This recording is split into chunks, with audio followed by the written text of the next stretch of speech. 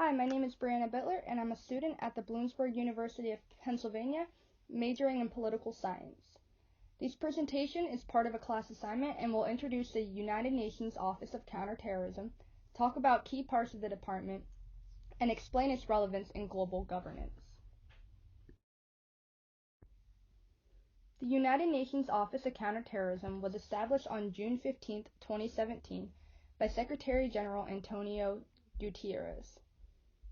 The UNOCT was created to house three sub-departments previously within the UN Department of Political and Peacebuilding Affairs: the UN Global Counterterrorism Strategy, the UN Global Counterterrorism Coordination Compact, and the UN Counterterrorism Center. The reasons for its creation included the intent to relieve pressure from the UN Department of Political and Peacebuilding Affairs, and it was also the first major institutional reform undertaken by the Secretary General.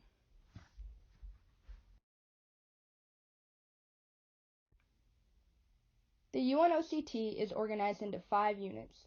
The first is the Office of the Under-Secretary General for Counterterrorism, which is responsible for coordination with the UN Counterterrorism Committee Executive Directorate and front office operations and communications. The second is the UN Counterterrorism Center, which provides capacity building assistance programs to support the efforts of member states to prevent terrorism. They also coordinate with global compact entities through an all-of-UN approach. The third is the Special Projects and Innovation Branch. The SPIB focuses on the conceptualization, development, and implementation of special technical assistance programs. They also assist member states by creating partnerships with the private sector, academia, and other public sector organizations.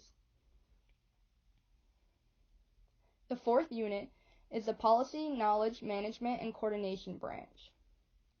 The PKMCB coordinates with the members of the UN to analyze a country or region's engagement in key issues. The fifth and final unit is the Strategic Planning and Program Support section. The SPPSS is responsible for the longer-term planning of the UNOCT. Its priority is the distribution of resources, development of the regular budget program, and risk assessment and mitigation plans. The UNOCT also has 5 major functions. The first is to provide leadership to the General Assembly on counterterrorism mandates from across the UN system. The second is to enhance coordination and coherence across the Global Counterterrorism Coordination Compact entities to ensure the balanced implementation of the 4 pillars of the UN Global Counterterrorism Strategy. The third is to strengthen the delivery of the counterterrorism capacity building assistance to member states. The fourth is to improve visibility, advocacy, and resource mobilization for the UN counterterrorism efforts. And then the fifth is to ensure that due priority is given to counterterrorism across the UN system and that the work preventing violent extremism is firmly rooted in the strategy. The UNOCT is very active in global governance. The UN Countering Terrorist Travel Program helps to bring technological advances to member states that allow for the capability to detect terrorists and serious criminals. The data for this program is collected using a wide range of databases spanning from the FBI to Interpol. The program also helps member states in legislative, operational, transport industry engagement, and technical areas. These areas also make up the UNOCT's 4 key pillars. The first pillar deals with legislative assistance, which includes the drafting of legal frameworks that regulate the use of passenger data per international standards and human rights principles. The second pillar is operational and deals with the setup of Passenger Information Unit. This pillar specifically regards risk assessments and the identification of terrorists.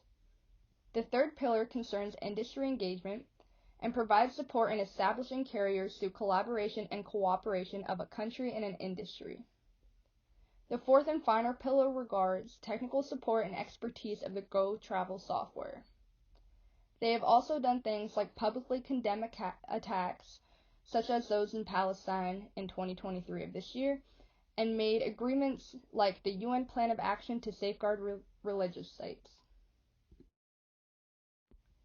Other ways they support member states in the fight against terrorism include holding regional events like workshops. The most recent example of these regional events was held in April 2023 in Southeast Asia.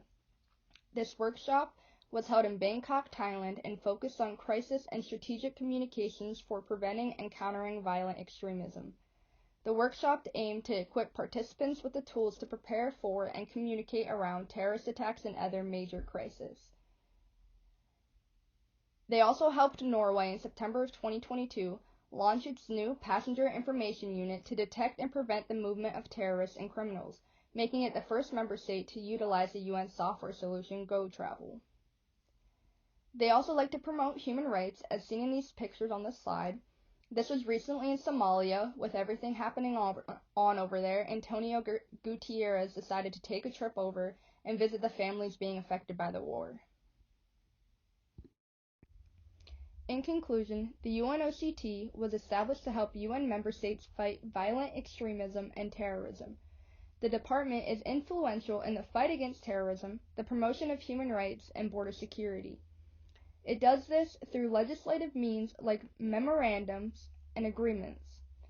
Assistance with new technology, such as in Norway, to help spot possible terrorists beforehand is another way that the UNOCT has helped member states.